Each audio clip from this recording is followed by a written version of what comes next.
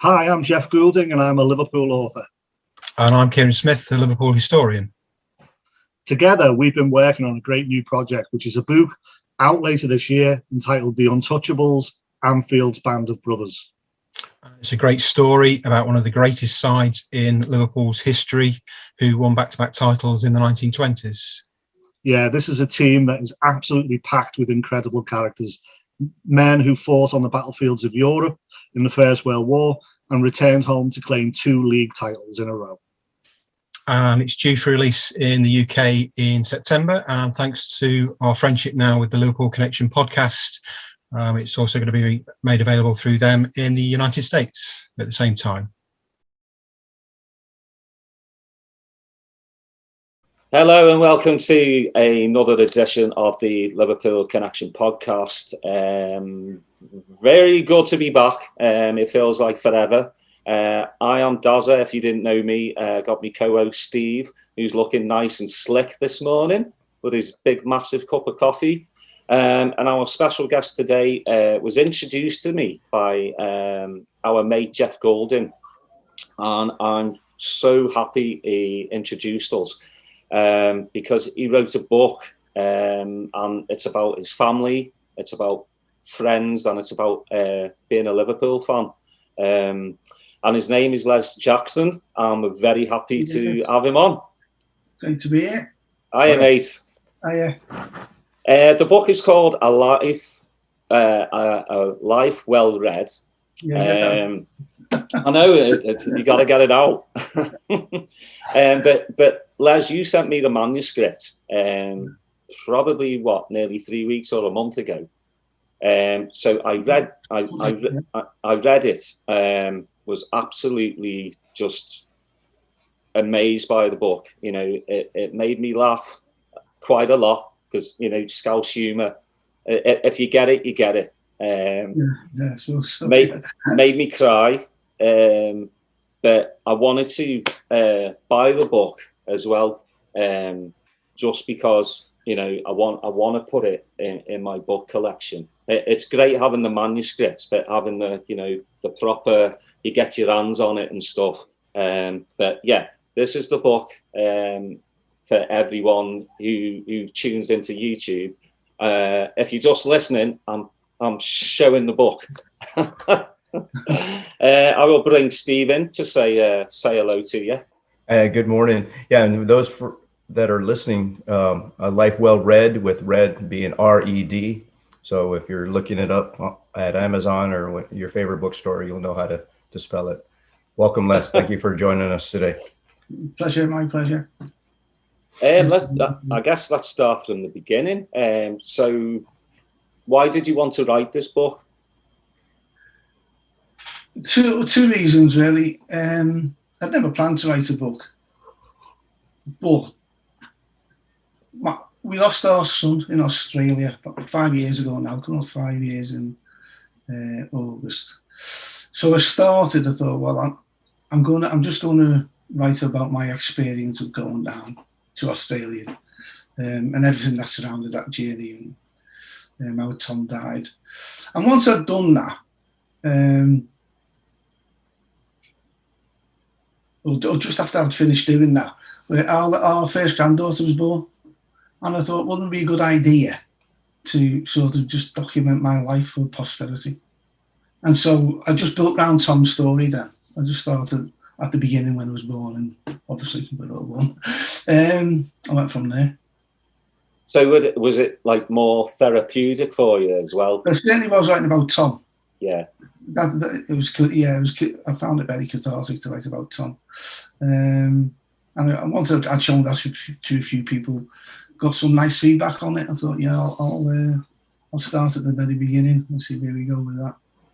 Well, you I think this is what Jeff told me. Like you pretty much paid for it to get printed, didn't you? Well, it's only published through Amazon, so yeah. I mean, I've done it all myself. Yeah, that's amazing. I've used an online book editor and for typesetting and whatever. Yeah, and just did it around. And I just want, if people want to read it, want to buy it and read it, great.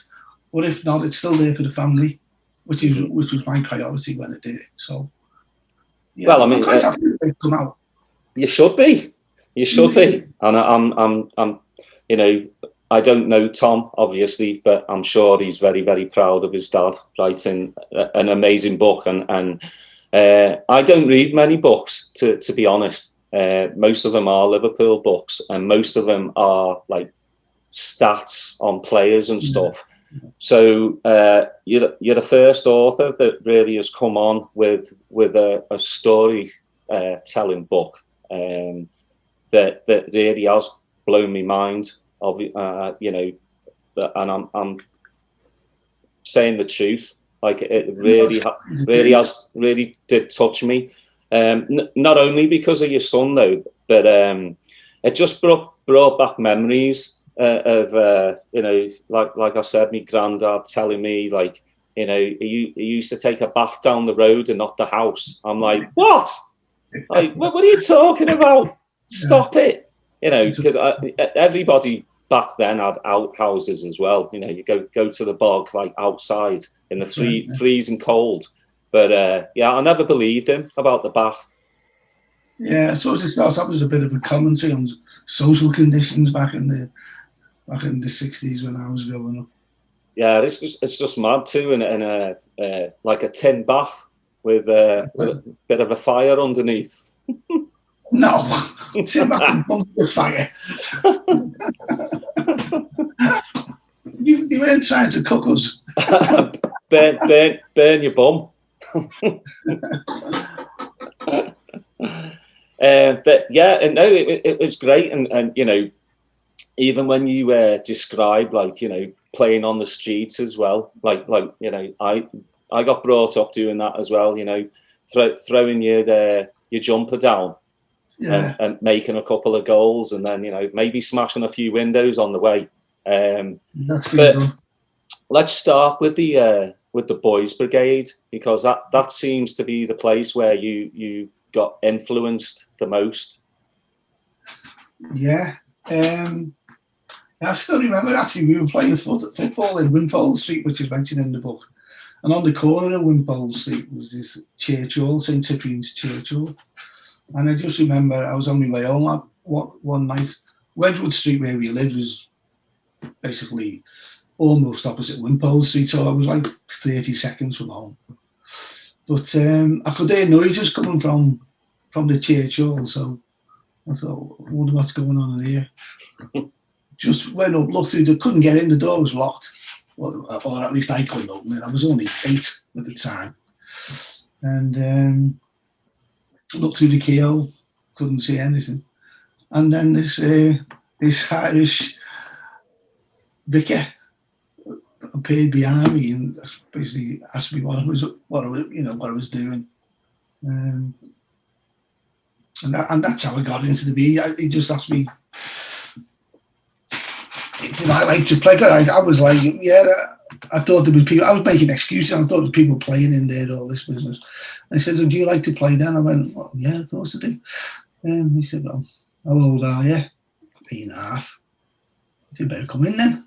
That's ideal, and that's how it started.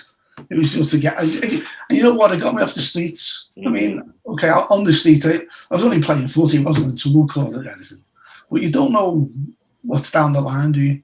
You don't know if that was my whole life after that, where I'd have ended up. And for the next 10 years, it was a big influence on my life, the BB. Massive influence. And the name Renard keeps popping up in the book. So was he like a father figure, kind of? Yeah, I mean, you know, he definitely was. I mean, and that doesn't denigrate my dad in any way. I love my dad a bit. But he was another male father figure, as you say. He wasn't married, Sid. But it is the BB kids with his family. You know what I mean? I mean, you look back now, and he'd have done anything for them. He obviously he had officers that helped them out, but basically, you know, the time, money, and effort he put into keeping that going was amazing. I think over the years, And for kids who were maybe a little bit worse off than others, he was particularly helpful. He sponsored my first BB camp, paid for half of it. I remember him buying me football boots when when we couldn't afford them. Yeah, I think yeah, good fella. I think there's always been, because for me as well, just like the community centre helped me out a lot. Yeah. Kept me off the streets. Because back then, and I'm sure with you as well, there was just a lot of troublemakers. If you got in with the wrong people, you were in for life. So yeah, I was the same. It kept me, me head straight and everything. Because my dad used to work away in Iran, construction engineer. So he was gone 7-8 months out of the year. So my mum basically took on the father role as well. But yeah, there was a man that, I looked up to at the community centre, and he just sat me and my mate down and said, "Do you want to go down this path or this path?" I was like, "Well, this path, because that other path leads to prison." So yeah, it just don't get me wrong. My mum and dad were great as well, but he was just someone else. He was just someone else you could look up to, and I did look up to. So yeah, I've got a lot to thank Sid for. And how long were you with them? 10 years, from 8 till when I was 18. So basically, through me formative years. Do you know what I mean? Is it still around? That company's closed. The BB's still going, but the 43rd's closed, I believe. And some of the lads I was in it with, they were running it right up to the end. So it did a lot of good for a lot of people over the years. Unfortunately, the area, people moved out the area, and it wasn't as populous as it used to be. A lot of student accommodation now, so you probably haven't got the kids anymore to help keep it going. But I'd recommend it to anyone. Well, I think most kids now, the social media part and like the PlayStations. Back in the day, again, your day and my day, I want to play outside all the time. That's my mum would say, when it's dark, you can come home. But kids now, they're inside the house, they're playing on the PlayStation or they're looking at the phone. There's not many like community centres, that really are full anymore. And it's sad. Anymore, playing footy on the streets. Yeah. You don't see that too often now. Well, times have changed as well. With there's a lot more like not so good people around. So parents are very, I know I am. I'm sure Steve is too. When your kids were young, you're very, possessive of them.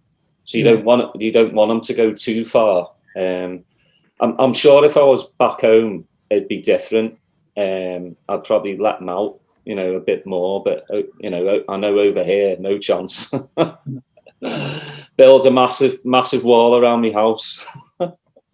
Yeah, I do. Well, I know there probably are still bad people around. I just wonder if everything's heightened a lot by the media, though, as well. So you sort of withdraw into yourself a little bit anyway, don't you? It's only natural at the end of the day. Of course. I'm going to bring Mr. Steve in now. Hey, Les, going just knowing about your book and the events that are happening in there. Obviously, the Liverpool Football Club has been a huge part of your life, and it's intertwined in your story. Kind of take us back to your first experiences of maybe going to Anfield, and just how you got there, and just what your thoughts were, and how it's been since. Well, the first experience was a reserve game, so against Manchester United. And we lost 1-0. I remember we lost 1-0. I went with my dad. We were in the main stand for the first half, and I wanted to go into the paddock for the second half because I saw someone going through a little gate down under the stand. So I went and stood in the paddock for the second half. I was freezing, Didn't enjoy it at all. And we lost 1-0 to a Man United team playing all in blue, which didn't make any kind of sense to me whatsoever. But my first team game was against Leicester City in 1968, 24th of February. And I didn't know it at the time. My birthday is 24th of August, so it happens to have been my half birthday. Not that that makes any, you know. Oh man, I'm going to do that. I'm going to celebrate half birthdays from now on. Les, when is your birthday? 24th of August. Mine too. Is it? Yeah, it is. Yeah. So anyway, I was 9.5 when I went. I mean, you probably weren't born. And my dad dropped me off at the boys' pen, which I think cost about 90 sort of shilling to get in, which is 5 pence these days. I wish. Yeah, oh yeah. And the boys, did you ever go to the boys' pen? I did. Yeah. So that was a great spec because it was the top left-hand corner of the Kop. So you had a great view. And you were part of the Kop at the same time. Mm-hmm. Although a lot of the lads some of the lads used to try and climb over from the boys' pen into the Kop. So I never had any inclinations to do that. Well, you didn't get peed on, so that was good. That's true, yeah. Although there was plenty of intimidation going on in that boys' pen, I seem to remember. Yeah, big boys. Yeah, absolutely. Yeah, and that's how I started. I was in the boys' pen for a few years, and I'd normally go with mates. And my dad had dropped me off the first few times, but after that I'd go with mates, and I'd go by myself if I had to. I wasn't, it wasn't always. In fact, it's never been a go on the match with mates thing for me. Mm-hmm. Although I have gone the match with my mates, it's always been I'm going to the game. And if anyone wants to come with me, and then great, but I'm going to the match. You know what I mean? Yeah, I loved it in the pen. Then I graduated to the Anfield Road, and after that, for another probably couple of years before I went to the Kop, like a lot of people do. Mm-hmm. Yeah. Well, yeah, I mean, I was there for one of the first European matches. I remember when we beat Dundalk 10-0.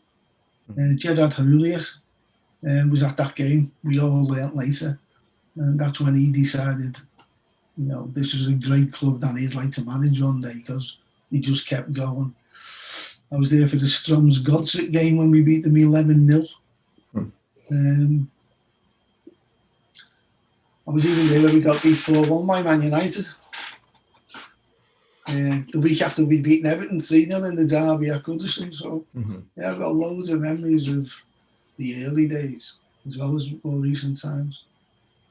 Well, you have the memories of the early days, obviously, with the successes up to, 1990, and then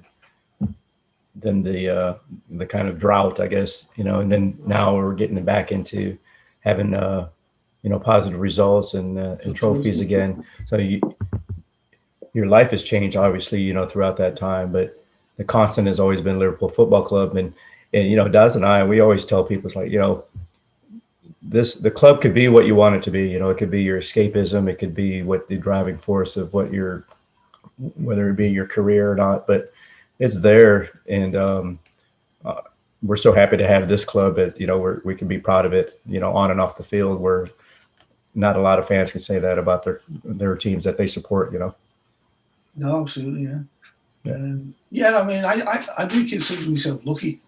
And one of the big regrets I've got is I never thanked my dad for being a Liverpool fan and for bringing me up a Liverpool fan. Because it could have been when my dad was growing up, Everton were the top team on Merseyside. They were known as the Mersey Millionaires. They had the money, they had the success, so it would have been quite easy for my dad to have been, be swayed to the other side. But, I know that. Yeah, I'd have never got on with my wife then because she's a big Liverpool fan as well. So I know getting into that. I mean, that's amazing that you have a missus that actually supports Liverpool but loves football. My missus is probably the furthest away from liking football. She lets me do all the screaming and all that good stuff. But yeah, that's amazing. Although it does just give you something else to disagree over with sometimes. But on balance, it's a good thing, I think. She had a season ticket when I first met her. She had a season ticket before I did. Because I used to play, so I didn't, you know. I'd go to the match when I wasn't playing as I got older. Do you still have your ticket, Les? Oh, yeah. Oh, wow. We just renewed it, yeah. How long have we been? 34 years. I think we're on the 34 years, yeah. Are you still a season ticket holder? Yeah, 34 years, yeah. Nice one. Yeah, we've got 4 tickets in the family. Yeah. So me and my wife have got season tickets, and we 2 kids have got. Are you in the Cop, or are you still in the Annie Road? No, I'm in the centenary stand now. Nice. Yeah, right on the Cop end, right on the penalty spot. Oh, nice. Nice. Well, if you want, you can add me and Steve to the friends and family list. There you go. I'll even switch my name to Steve Jackson. Yeah, I'm asking every guest. Are you a season ticket holder? You are. Oh, wow, that's really nice. Well, come on. Yeah, Jeff's been nice enough to put me down, and a couple of me mates as well. So hopefully, when I come back over, I'll have you put you down. I do have a long line of family, you know.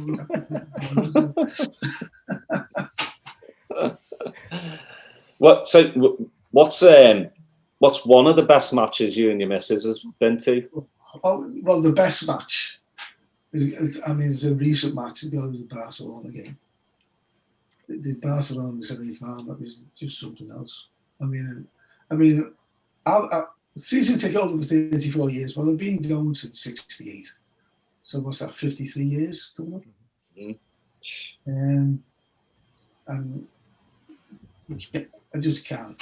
The Chelsea game, the Chelsea semi-final was really good in 2005 because you know at the end of the day they were a much better team than we were.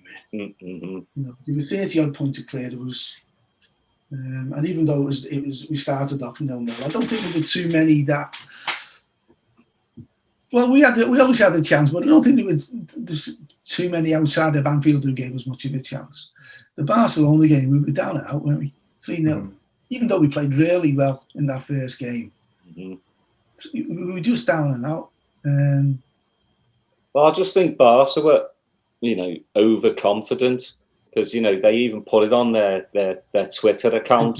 we only even if they score 5, we only need to score 1. I think there was just an overconfidence, and they didn't realise what Anfield can do because they should have done because we've got Suarez and Coutinho in the team. Yeah. So, if you, reading some of the reports after the first game, Messi was annoyed that Dembele had missed that chance in the last minute to make it 4. Yeah, they knew people forget about that. Yeah. They've been in the game in that first one, so I'm not sure. I think the fans might have been overconfident. I don't necessarily think the team was, although obviously there'd naturally be a little bit of complacency there maybe when you 3 up. But I think the early goal, and obviously give us a good start, and those 2 in a minute in the second half. Well, it's weird because you think back and go, like the Robbo on Messi, smacking his head. That got into Messi's head, and then Robbo getting injured, and then who comes on? Genie, who's biting at the lip, like I should have been on from the beginning. And then he comes on and scores. That's why Genie will, to me, he'll be a legend. All this crap that's being said about him, like he deserves a good send off. I just don't understand it. Negotiations. FSG don't do this 4 or 5 years for a 30-year-old. And fair play to him, he probably wanted to move to Barca. Barca really don't have any money. PSG, now he's set for life, so he's a legend to me. I think he would have stayed at Anfield if he'd have got, a decent deal, but At the end of all, legends, aren't they? The last 2 or 3 years, if you're not happy with that, and I include the owners in this. I mean, the owners obviously understandably had a bit of stick over the Super League thing, but you know they've done a good job. They've done what they said they'd do. Yeah. Put money in, but they haven't taken money out. And look at the state of us now compared to when we came in. Yeah, exactly. That's what I always tell people. I'm like, do you want to go back to what we were, or do you want an oil country to suck the soul out of us and just, you know, like, because I mean, yeah, City are winning trophies, but to me, there's no soul in that club anymore. You know. Well, I would imagine their fans are quite happy, to be honest, but at the end of the day, we're not going to be like that. So suck it up. Yeah. We see what we've got at the moment. Yeah, and I mean, you know, we had a terrible, well, I wouldn't really say terrible season because, I mean, 3rd place, you know, with a decimated squad that we had, with 3 of our senior centre-backs out. I don't think any other team would have got 3rd, to be honest. The second best defensive record in the league as well. Yeah, you know, and if we put away the chances that we had, I think we would have won the league. Mm-hmm. I do. Well, that does. I do. I'm always positive, you know. That's right. Yeah, you have to be when you're a Liverpool supporter. Made up with 3rd place in the end. Yeah, I mean, you know, I'm sure 90% of us were like, hey, if we made top 6, it'll be a good season. Top 4 was the big achievement, I thought. Yeah, we were an informed team on the last 10 matches, so yeah, that was insane. But yeah, I mean, the Barca match, and I mean, especially with your misses as well, you got to see like probably the best game ever at Anfield. Yeah, some oldies will say, you know, Saint Etienne, which. Well, I was around for that one, although I couldn't get in the game. I got locked out. But Inter Milan, some oldies would say, I think. But you've got to have a good memory for these, haven't you? I'm not sure they can remember them all. I know my dad used to rave over the Inter Milan game. But yeah, I mean, certainly in my match-going lifetime, Barcelona. And there's been loads. Let's get it right. There's been loads of great games at Anfield. Loads of great occasions. Yeah. Well, Barcelona tops a lot of things. Yeah, you know, Les, that's what I was going to ask you. I know, through the tragedy of your son's death, that, you know, really the main thesis of your book is this club being cathartic for you, for your, you know, to get over these emotions and to handle them properly. How, you know, that was 5 years ago. How has the successes from Liverpool helped in that regard for you personally? It's a tough one. We always like to think Tom's somehow watching on, because Tom was a massive Red. Okay. He'd been all over Europe watching them. So we always like to think, and he's up there with my dad and my brother, because my brother died early as well. And often when you're watching old games back on the telly, sometimes we can see Tom jumping up and down. If he had our tickets, for example, you could see him even run up and down the steps when we'd scored, you know. So, you know, it's a family thing for us watching the footy or going to the match. And Tom went from, well, I took him to a reserve game when he was about 2, I think. His first game would have been in the Cup against Ipswich in '92. So what would he have been then? He would have been 6, going on 7. And he didn't really understand it fully. I always remember we went to extra time that game, and I think Ipswich went ahead in extra time. And then Liverpool come back. Moldy scored a couple, and come back, went 3-2. So everyone's going mad. And Tom says, "What's the score now, Dad?" I said, 3-2, son. Who to, Dad? Liverpool, son. What's Ipswich score, Dad? So that always makes me laugh, because he never quite had it. But from then on, you know, I remember a lot of stuff about footy it's a bit of a curse sometimes, but Tom would remember everything. You know, he was just like an encyclopedia.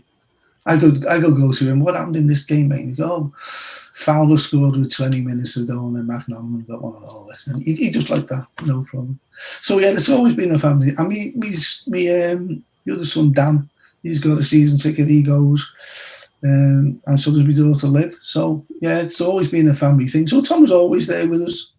You know, as a group, we always feel Tom's around us. You know, one of the things that I enjoy about this podcast is hearing everybody's story. You know, listen to Daz talk about when his grandparents, you know, parents took him to the matches when he was little, and you know, guests like yourself talking about how familial the atmosphere is when, you know, going to the matches. Yeah. And I'm kind of seeing that same atmosphere being built now in Austin, because they just got their first professional sports team. So the football team just started playing. They had their first home match last weekend, but you see all the kids and their families, you know, going to the matches, and you think about, you know, the history that they're going to be able to build together, you know, and, you know, obviously your guys' experience is different from mine, than just going to Anfield as an adult and not having those, you know, memories from being little and going to the pitch. So now seeing these families going, it kind of like gives me a warm feeling inside, knowing that they're going to be building a history and some context for 20, 25 years from now, having the same type of conversations and talking about matches and things like that. So yeah. And it's a football team, a soccer team. Yeah. Mm-hmm. Yeah. Cool. Well, it helps when you've got Matthew McConaughey as your like spokesperson as well. Yeah. Well, he lives in Austin. Yeah. So is he a local? Does he hail from Austin? Yes. Yeah. Yeah.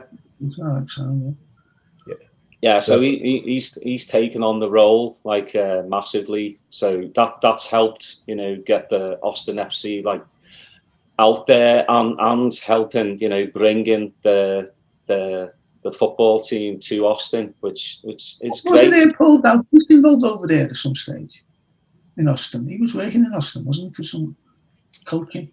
Who's that? Paul Dalglish? Yeah. Son, and then the Houston. He was the coach of Houston. Is it Revolution? Oh, right. Steve? He was here in Austin. Dynamo. Houston Dynamos. Yeah, he was here in Austin for the Austin Aztecs, and then they took that franchise over to Florida, and then he's worked at different clubs since then. But yeah, he was here for a couple of years, I think. He came down to a pub a couple times, you know, and watched a couple footy matches with us. So yeah, I didn't buy any pints though, cheap bugger. Well, his dad's a Scot. What do you expect? Yeah. No offense to Scotsmen listening. Yeah, I don't understand that franchise thing over there. I understand how it works, but it doesn't sort of mesh with, you know, the depth of feeling you get for your local club if it's a franchise. Sure. I mean, we obviously saw that, you know, when the Super League announcement came out, just how bad a situation it was, you know, for people that didn't understand the American sports franchise model. Yeah. Because, you know, the basic premise was to guarantee the longevity and viability of the club, but, you know, it's not. You can't really implement that kind of system when you have, you know, relegation, promotion, and people have 100-year of history of doing that, you know. Yeah. Yeah, it was badly thought through, I think. It was, but I mean, you know, then you've got on the other side UEFA, who are just as bad, you know, now doing away with the away goals rules, which that's part of the excitement. I'm going to be honest, I'm quite happy with that. Oh yeah, it's completely illogical to me, the fact that over 2 games you might score the same number of goals as your opponent because he's scored more on a different ground to get through, or it works against you. Doesn't make. I mean, it was brought in to encourage attacking football from the away team. Well, what you get is away teams trying to get a goal and then sitting back because they've got an away goal. Yeah. Yeah, we just have to agree to disagree on that one. Yeah, that's all right. That's all right. We all have our opinions, and that's fine. But as long as they don't revert back where you can pass it back to the keeper and he can pick it up, you know, that's. I mean, I suppose even before the away goals rule, and before penalty shootouts, you used to go to third matches, didn't you? And coin tosses. I mean, Liverpool have been knocked out of Europe on a coin toss, and also got through to the next round on the coin toss before. So, you know, it's not as bad as it used to be. Yeah, or the golden goal as well. Yeah. Oh yeah, we won the UEFA Cup on that, though, the Europa. Yeah. School, so. Yeah. I'm going to tell you another game. I was at Anfield 4 against Atletico Bilbao in '69, and we lost 2-1 in the first leg, and we won the second leg 2-1. And we lost on the toss of a coin. Yeah, I don't know. It's mad. But I'll tell you another slightly funny one. We played Vitoria Setúbal in Europe, and we'd lost 2-1 away. This would have been early 70s, I think. We'd lost 2-1 away, and we won 3-2 at home. I was in the boys' pen, so we were out on the away goals. But half the crowd didn't go home because they were convinced it was going to extra time. And when the announcer announced, time to go home, lads, we've lost. Just, so that was in the early days of Europe when people didn't fully understand what was going on. They had no place to go. Well, yeah, very possibly. That's right. Yeah, my wife thinks I can be out here for another hour, so I'm not going to go home. Down the pub.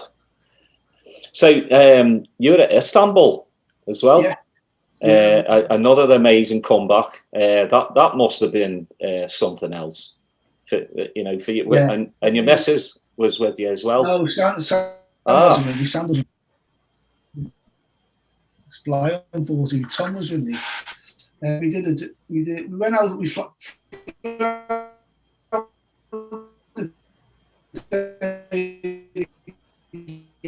game from speech. Set off for the match, and I'm just getting a message there on the internet. Don't you? Sorry. We set off for the match. It took us hours to get there because the traffic was unbelievable. But the match itself, I mean, 3-0 down at half time. I didn't even think we were that bad first half while I was there. We were just so, and it might just be because they scored an early goal. We just picked off so easily after that. And I remember we got to our time, and Tom was close to tears. He was getting loads of. I never saw the text, but he was getting loads of texts on his mates. None of them are Liverpool fans, so you can imagine what was going on there. And I just remember saying to him, "Don't worry, son, we'll be back." I'm thinking, "No, where's this thing getting back here?" But that second half, it was just unbelievable. And even the start of the second half, they nearly scored another goal, a free kick. Shevchenko, I think.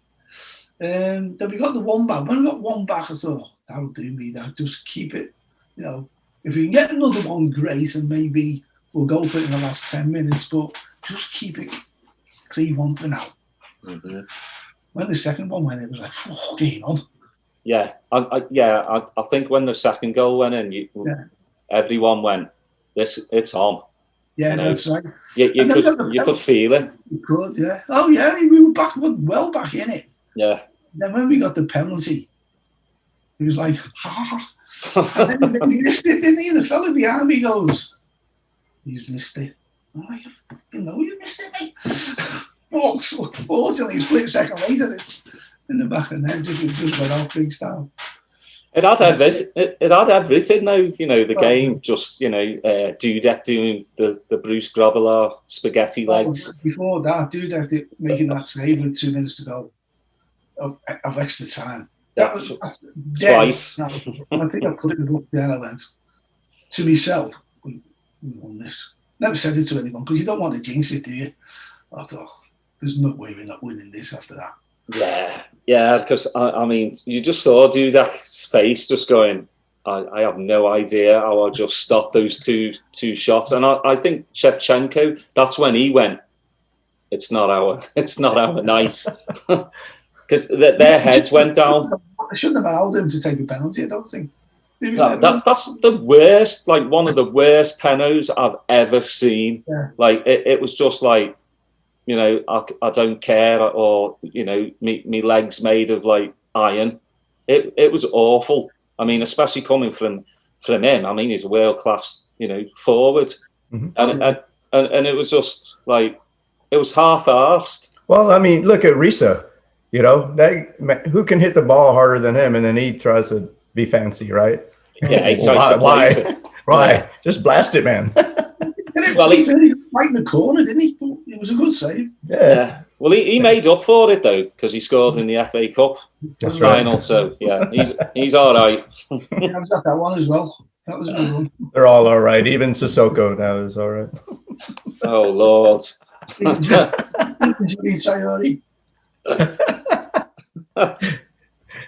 He's a legend. I saw him playing in the Legends match, you know, with the Charity Legends match. I'm like, yeah, you can milk that for all you're worth, man, for the rest of your life. Well, that's the thing. They all are, you know. I mean, winning the European Cup, you're a legend to me. You know, even Traore, you know, who wasn't one of our better players, but he was in that final and he did everything he could. So, you know, hats off to him. And then, you know, all the players that were in this squad that won the league after 30 years, they're all legends to me. Yeah. Even if they were bit part players, I don't care. You're in the squad. You train every day. So, yeah. It's always useful to remember that they're all better than us as well. That's right. I mean, we've all played a bit of footy, but they're all a lot better than we are. Oh, yeah. We've all been deemed good enough to play for our team. So, also, Les, I want to ask you about Bill Shankly, because I know you were a massive fan, and I'd love the story of when you basically found out, because you're in Southport, which I know very well, because I grew up in Southport as well. Yeah, so you were by the train station and you saw the fella putting the... I was 15 at the time, would have been 16 in the August. And I was on O-level timetable, and the O-levels are finished. So it's GCSEs these days for the younger listeners. So I'd gone for it. I mean, it's not like we're not lodge people there, but it was 12th of July. It was Orange Lodge Day, as we call it. So basically, that day every year, I don't know whether it still goes on, I assume it does, but the lodges from around Liverpool would decamp to Southport for the day. And you know, there was a lot of merriment, a lot of drink taken, shall we say. And we'd been a few times just because it was a sort of celebratory day. And so I'd gone by myself, and just to save the atmosphere, really. And I was on my way back to the station because I had to get home and deliver the Echo, and that was my paper round.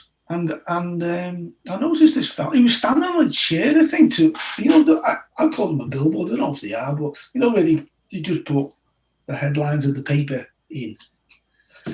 And he was sort of staggering around. I thought, well, he's well oiled, you know what I mean? And I noticed on it said Shankly retires, or words to that effect. I'm like, no, he's just having a laugh. He's taking the mick.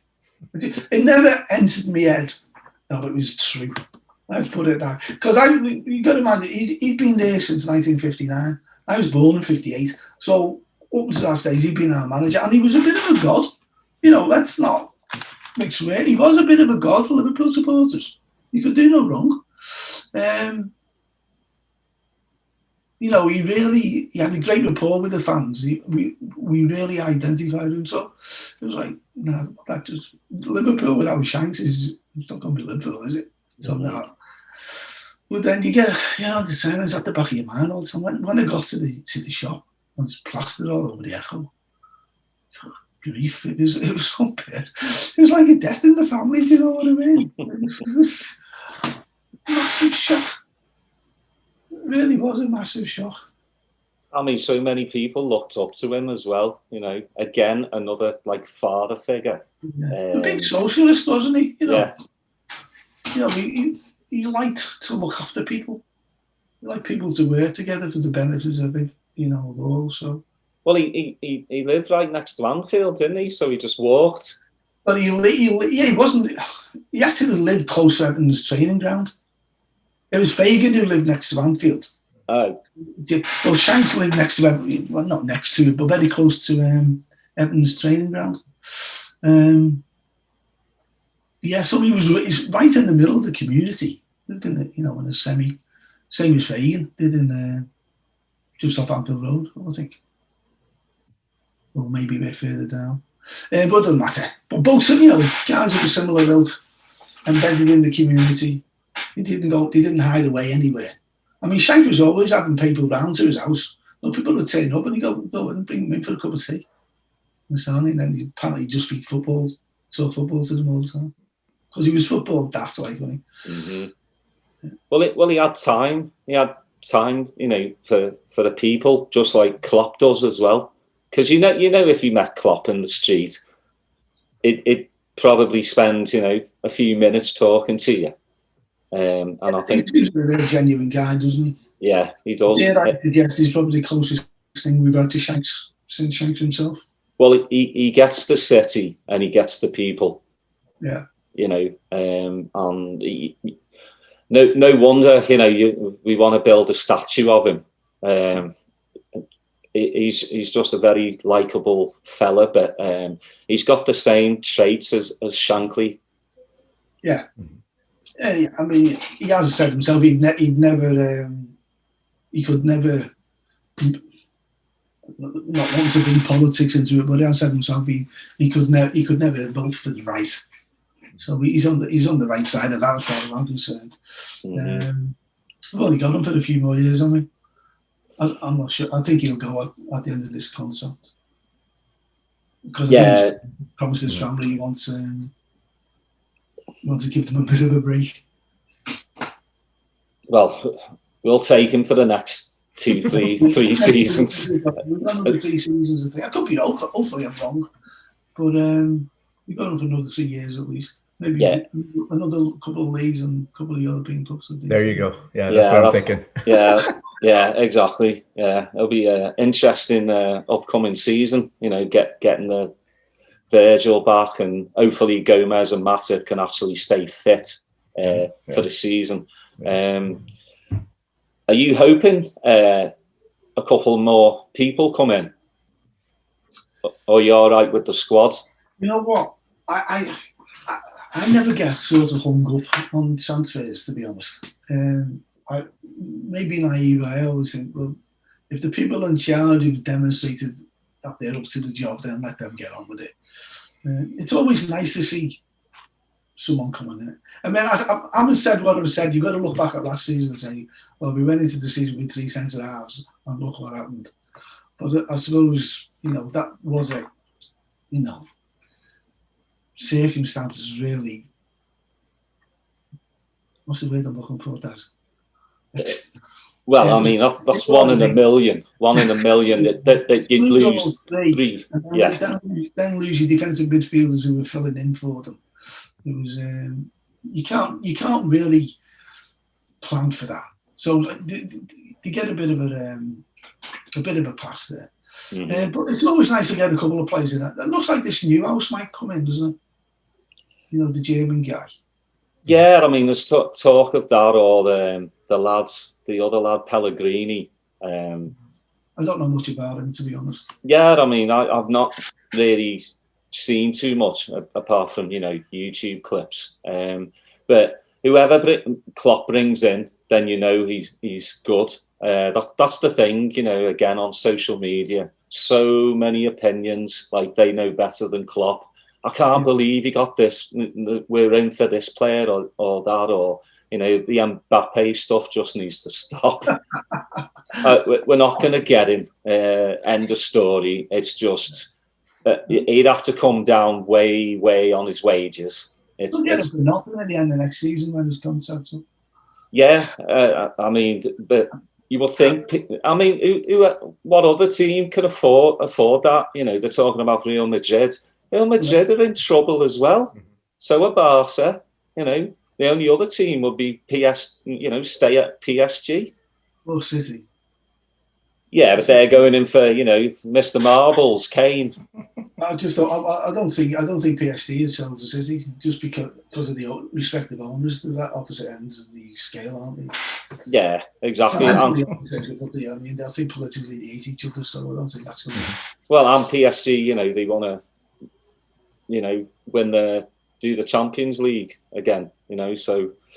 Yeah, it's just rivalry, but yeah, I think if we can get like at least one or two more, you know, for competition, I'm a bit worried about the right back because Nico, he's not up to par, you know. Well, I mean, nobody's up to par with Trent. He's just the problem, isn't it? So that's a toughie. But you know, I'm hearing, you know, Nico, a lot more rumours. Nico's going to be sold or at least go out on loan, and then. Gomez or the young lad, is it Cooper Bradley or Connor Bradley? Connor, yeah. You know, all take that position. But yeah, it's going to be interesting. Someone's back up to Trent. You don't do it. You can't get someone's back up to Trent. So and same with Robbo as well. Yeah, you know, I mean, he's God bless him. He's. You know, even with Scotland, he was still going. Like he'll run for miles. Well, at the end of the day, the club are aware of this, aren't they? So I go back to my original response. You know, I trust them to do what they think's best, and I trust that to be in the best interest of the club. So yeah, you know what, Daz? You can drive yourself mad, and it's a lot more mentally restful. Just not to worry about it. That's what I find. You know what I mean? Well, I mean, it's how many players are we you know supposedly buying? It looks like about 600.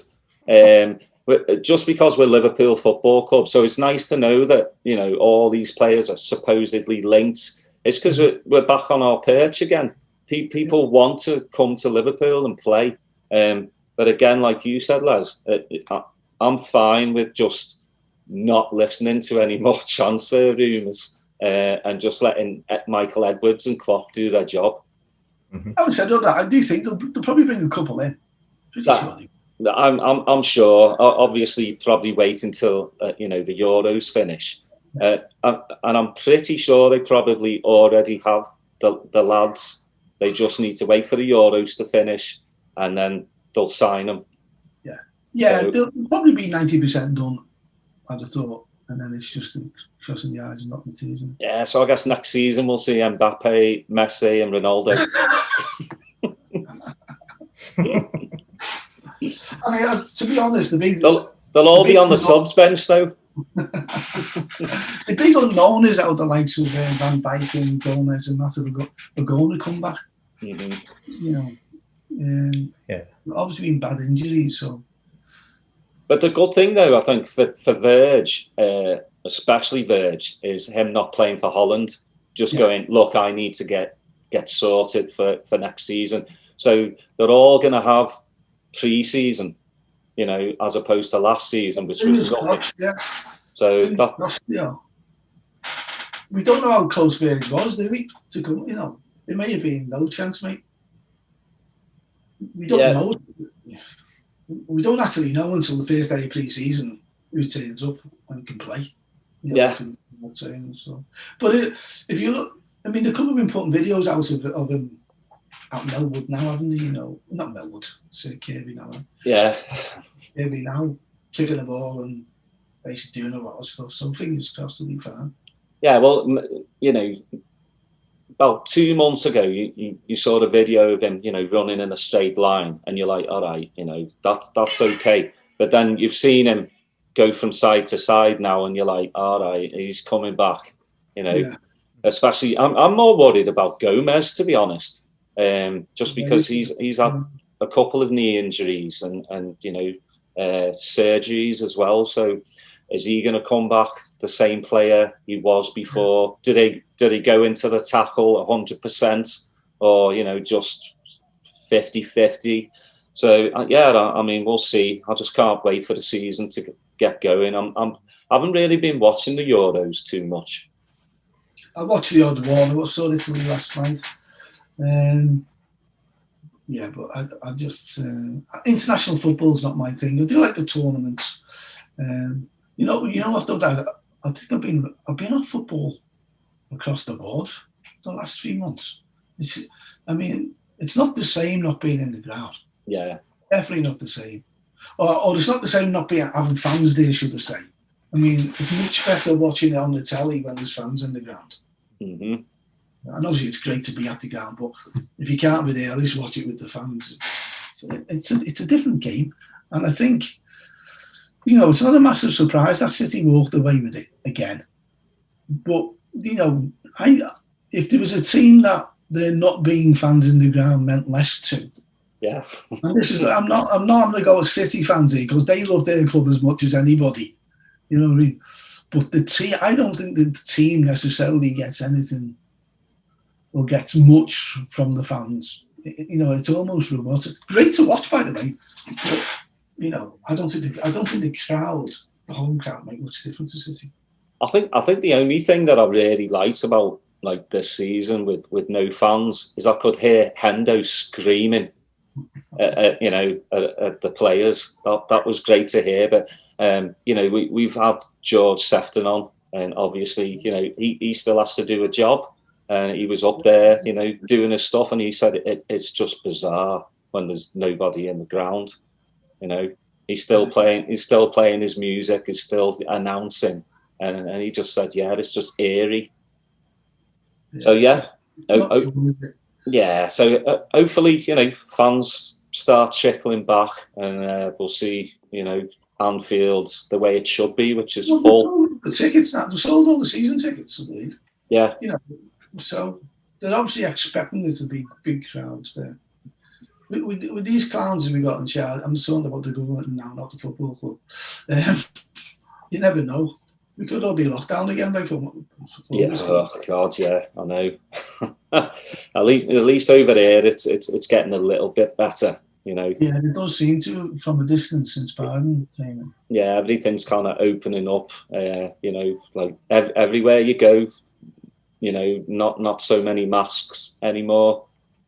Is that too early? I mean, we'll have to wait and see. But I know in the UK you've got more. With the.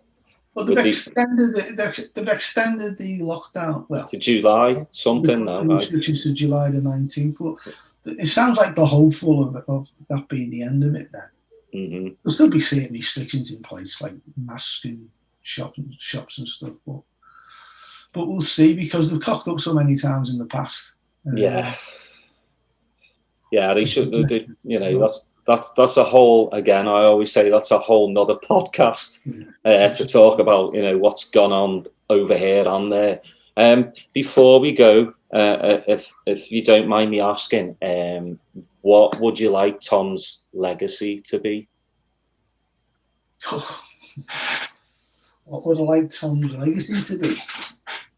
It's a difficult one to answer, isn't it? I mean, Tom valued friendship above everything. His mates and the well-being of his mates were everything to Tom. In fact, on his headstone it says, "You'll never have a friend like me." So I think that's how I'd like him to be remembered, if I can put it like that, rather than legacy. Mm-hmm. He was a good friend. Simply put.